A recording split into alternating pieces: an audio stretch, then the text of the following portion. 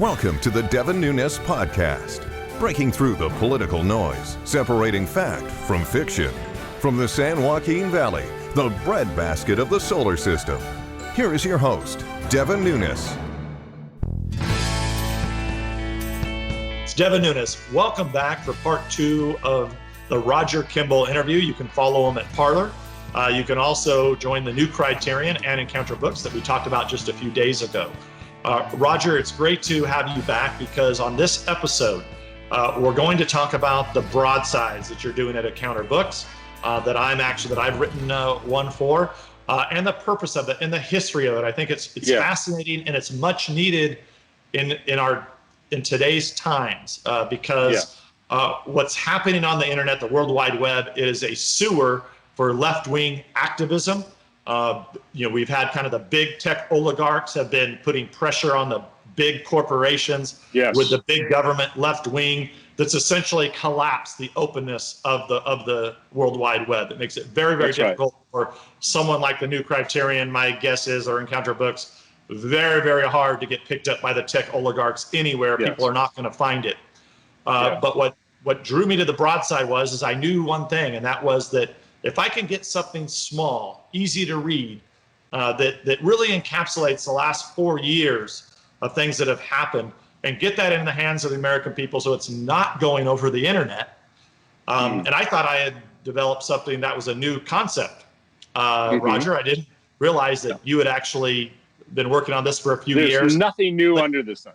Yes, and also, by the way, it's basically it's a technology that's hundreds of centuries old, and it was used at the time of not only the beginning of this country but also in the United Kingdom. So, talk to us about the broadside, its origins, and how you picked it up in Encounter Books.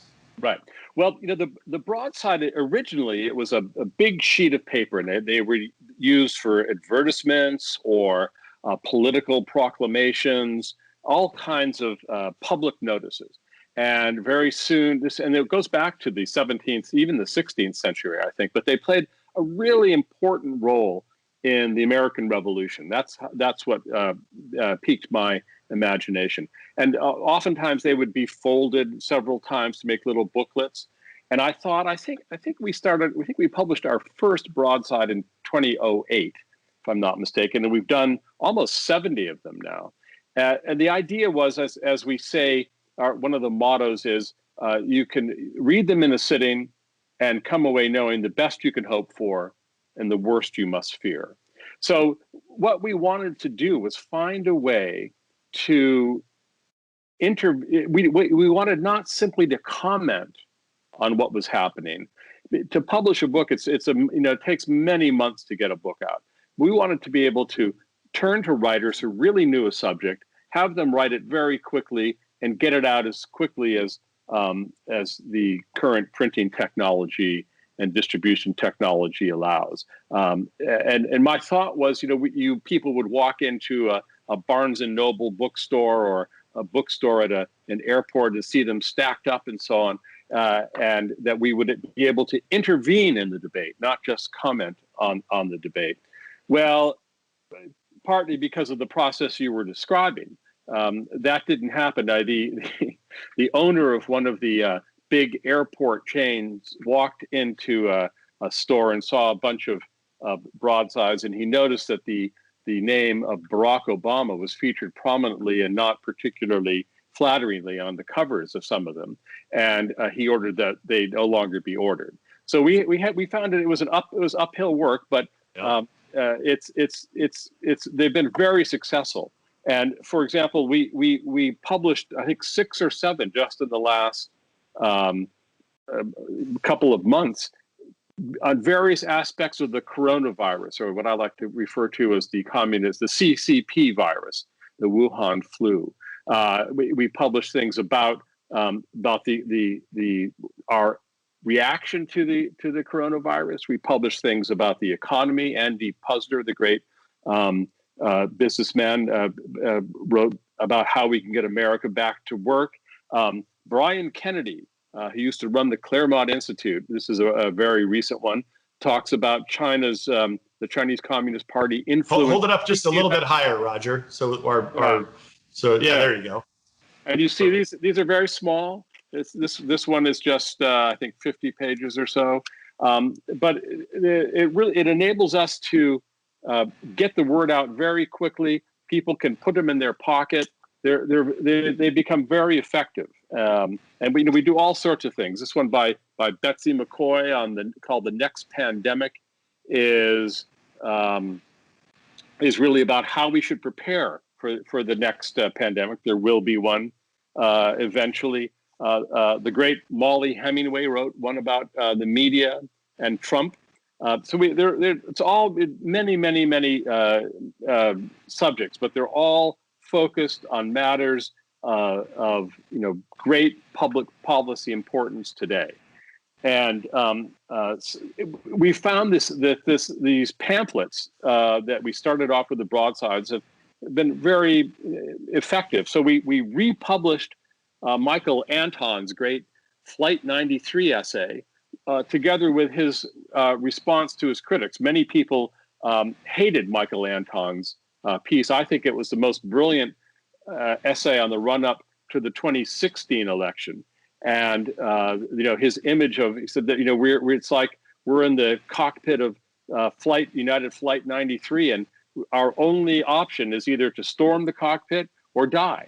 And we might die anyway, but that's our only chance. And Michael Anton, just for those folks that don't know, he was early on, he was in the Trump administration. Yes. But he was I don't know if he was afraid, but there was a small group of people that were writing very sophisticated essays that were kind of in the blogosphere out there through 2000, I'm guessing late 2015 and all through 2016. But they didn't want to be attacked because these are people that had high-paying jobs. Yes. They were very, they had. We talked a little bit about the Never Trumpers last week. That I think they were very nervous to not tell their friends that they were supporting Donald Trump for president. Yes. And so they wrote some very effective essays, and Michael Anton was one of the main writers. I forget what he called himself. He called himself Publius Decius Mus, who was a Roman general. Livy talks about him, and the incident that Michael had in mind was that the two Roman generals before a great battle both had the same dream, that in the battle the next day, the general who one of the army's generals would die and that army would survive. So what Decius Mus did is he, when he saw the battle going against him, he donned his purple cloak, ran into the fighting and was killed. But the Roman army won the battle against the Samnites, and so that was what Michael had in mind. But he called him. You're absolutely right, Devin. He called it. He wrote under a pseudonym because at that time he was working for a financial firm in New York City. And which was a woke financial firm, whose board had plenty of people who were had been in the. He would have been fired. Whether he admits this or not, he's a brilliant guy. Yes. So Bill Kristol, if I may use that name, he blew Michael Anton's cover, and he was then promptly fired. But then he got picked up by the. I didn't know he actually got fired. Yes. Yeah, but just as Michael Anton's book on the run-up to, I think it was published on Labor Day or just after Labor Day in 2016. That was, was the most important essay of that election. And I'm predicting, Devin, that your essay for our broadside series called "Countdown to Socialism" will play a similarly invigorating role in the 2020 election to awake all. Well, you're very, very kind, and it's kind of funny because I thought that all I was trying to do, Roger, was I just wanted to get the hell away from the tech oligarchs, the tech tyrants, and the mainstream media, and I wanted to get something that was very easy for people to read, larger print, a few pictures. That I'm not an artist, but I came up with the concepts, and we hired a great artist to do some of the work that people could read quickly. But also, I wanted to keep the cost way down so that you're not paying, $35 for something. I wanted to actually do something where if you wanted to spend $35, you can get 5 copies and you can give to all your neighbors. Yes. And so, I mean, Encounter Books is a nonprofit. So clearly my goal was to get this cost down really, really cheap. And you guys are doing that. You can actually buy 5 copies for $30, I think. I believe that's right. I believe that's right on our website. Yep. And my whole goal is back to the broadside and back to this early technology is I want people to be able to get those, read them, and pass them on to your neighbors, or buy a bunch of them and give them out to your friends and family so that we can get around these tech oligarchs. I don't know if we have enough time or not. It's very, very troubling, because one of the points that I make in the book is that it's not just that people are being poisoned. I don't have my cell phone here now, but I like to always hold my cell phone up and say, people are walking around like zombies, and they don't realize that it's not just that 90+% of the content that's being developed by the media is left-wing and being done by left-wing activists that are essentially no more than the propaganda arm of the Democratic Socialist Party in this country. That's only half the problem. Now, and this is what's really new in the book, it's about this filter that is filtering to those devices that people are carrying, and it takes that 90% of content and it moves it up to 99.9% of what you see on your phone are coming from people that are propaganda artists for the Democrat Socialist Party. Absolutely right. Absolutely right. And so that's really what the book's all about. And thank you for your kind words. But it's very, very easy to read, and it'll be coming out in a few weeks. And I'm glad you were there to be able to do that and have an opportunity for me to put this out.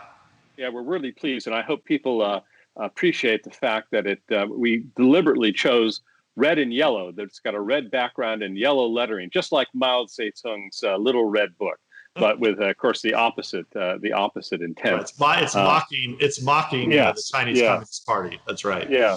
I mean, it really is extraordinary that the extent to which, I won't say an interest, but a kind of that people have been seduced into thinking that socialism is a good thing. It's not. It's wherever it's been tried, it's been a recipe for the immiseration of people, and it's mind-boggling to me that people are taking it seriously now. And now with this gargantuan tech, as you say, filter. That where you type in something, you're searching for something, Google will using their algorithms will pre-choose what you can see. It's really quite extraordinary, and I'm just so glad that you wrote this book. It's very well, and even Amazon is also problematic, because everybody has an Amazon account. It's a great company, except that the ownership and the people who write the algorithms are left-wing lunatics. And I don't know if they actually believe in socialism, or they just like being controlling the levers of power, which is really what's behind this ideology.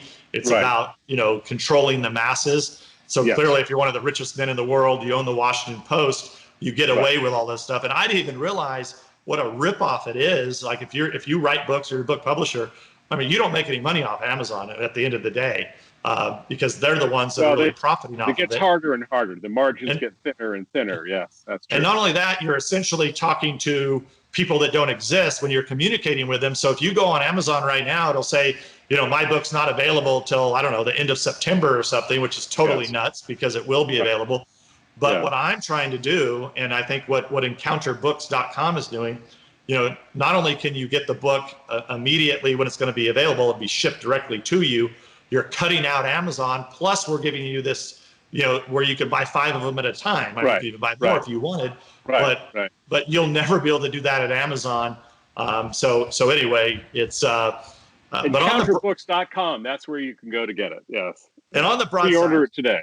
I have just a question for you. My guess is, and I don't know if you've looked at the history on this, but the term broadside is a naval term. Yes. And in your kind of background and research, is that where this term came from? Well, I'm not sure. A broadside refers to a simultaneous, cannon barrage from one side of a ship, That certainly was in the back of my mind.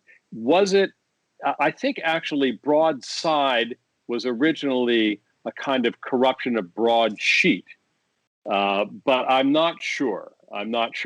But certainly in my mind and in the mind of the people writing in the 18th century in the colonies, I think that there was a connection between a naval broadside and the kind of polemical writing they were engaged in. The Federalist Papers, the Tom Paine's Common Sense, the Anti-Federalist Papers, for that matter. These are pamphlets. They would appear in newspapers or pass around in very cheap editions, and they change people's minds. I mean, the reason that a prominent reason that the revolution happened was because of these pamphlets. Yeah, and that was actually because the development of the printing press. At first, only big governments, probably kingdoms and dictators at the time, they were the only ones that could afford the original printing presses. But by the time that technology improved through the 16th century and the 17th century, so by the time those were, it's almost kind of like the World Wide Web, but over several hundred years. So by the time you get to the 18th century, the mid to late 1700s, printing presses are readily available, and so it's easy to produce these pamphlets, these so-called broadsides, and get them out to the masses. It's no accident, as our Marxist friends like to say, that Ben Franklin was a printer. That was his first sort of job, and he printed a lot of political stuff, and it was a great heyday of cheap newspapers. But it's this is we like to think of the Encounter broadsides as I say, intervening in important debates about issues that are, really tremendous concern to people right now. I mean, I believe that this election is the most important of my lifetime.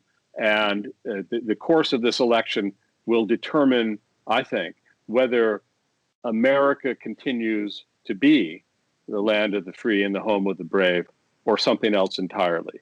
A lot is at stake, and I think that A Countdown to Socialism, your broadside, really outlines a lot of the threats that we face. Well, I'm just glad you were there that somebody was there with this concept already, so that I didn't have to just do it, on my own. Right. Thank you that I had invented something new. I should have known better. But I will tell you, Roger.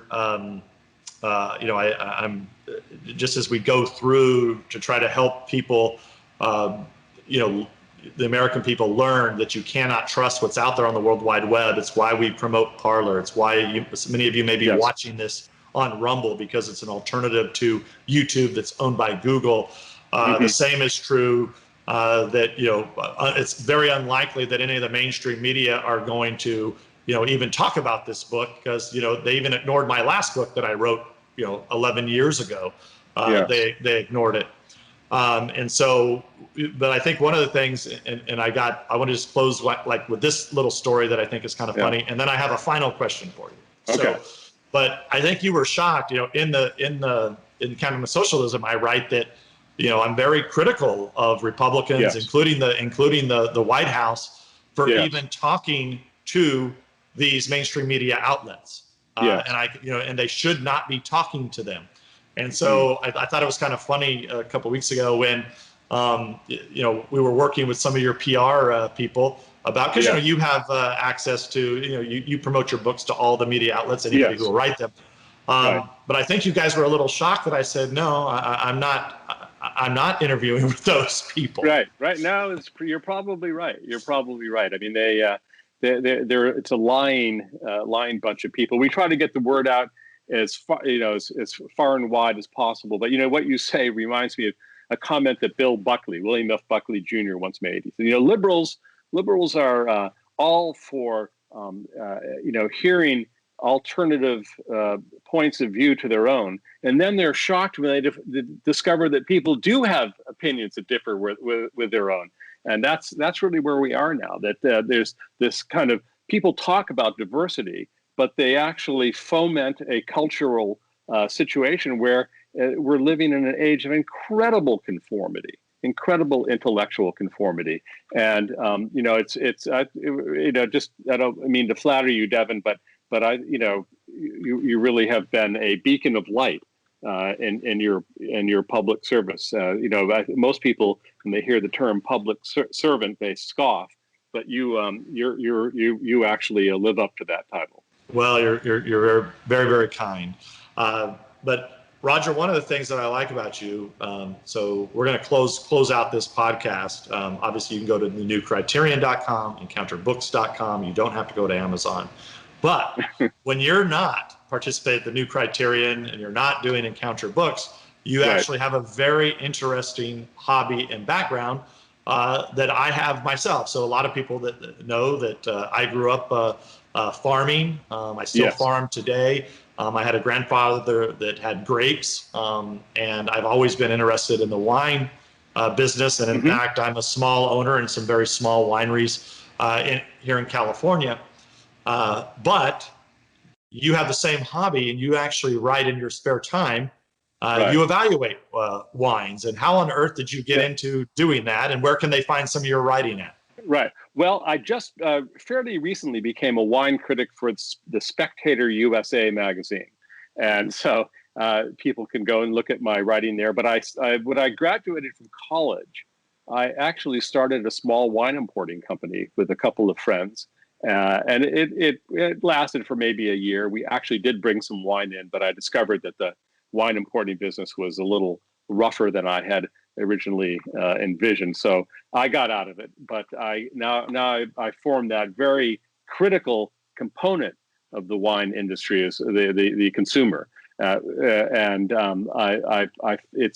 is fun to write about wine. And so I'm absolutely delighted to have this opportunity to do it. Spectator USA, it's on the web, and you can also, it's a magazine you can buy in print or see it on the web. You're like a Renaissance man, Roger. So thank you so much. This has been a great week for the podcast, Roger. I hope that you'll come back on at some point. Terrific. I'd love to, because I think people have really enjoyed this. I know I have, and maybe we'll have you for an entire show just on wine. We did that last year over Thanksgiving. I interviewed a local brewery here in my district. Yeah, where we talked about how he got into beer making and the different types of beers, which I learned a lot. So maybe we can have a special show just on wine that you and I would enjoy. That'd be fun. Thanks again. This is Devin Nunes. We will catch you next week. Thanks for listening to the Devin Nunes Podcast. We invite you to subscribe so you don't miss a single episode. And remember, you can download this podcast on iTunes or at devinnunes.com. Storm clouds been gathering so long, I don't know. The darkness around us leaves no easy road. We started wondering if every road dead ends our dreams. Wind whips the dust up and rain's pouring down. Good people struggling in every hometown. We've started wondering if we even matter at all. We'll take that hard road to happier days, 'cause we kept our American faith. Now it's not our first trial by fire like this. It's nothing hard working family can't fix. We've got the power to save it all here in our hands. We'll take that hard road to happier days, 'cause we kept our American faith. As we, the people, free and strong, fight through the dark night toward the dawn. Freedom,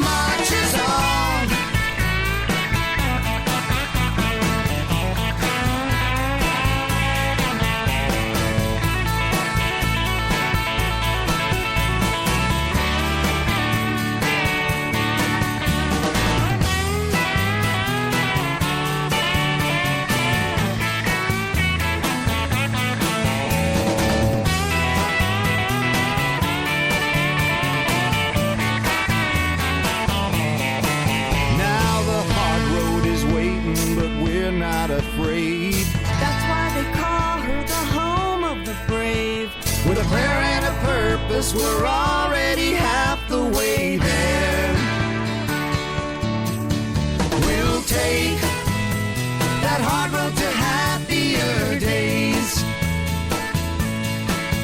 'cause we've kept our American faith.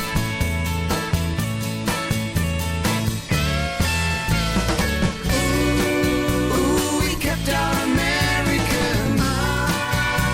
We kept our American. Ooh, we kept our American. We kept our American faith. Freedom marches on. Paid for by Devin Nunes Campaign Committee.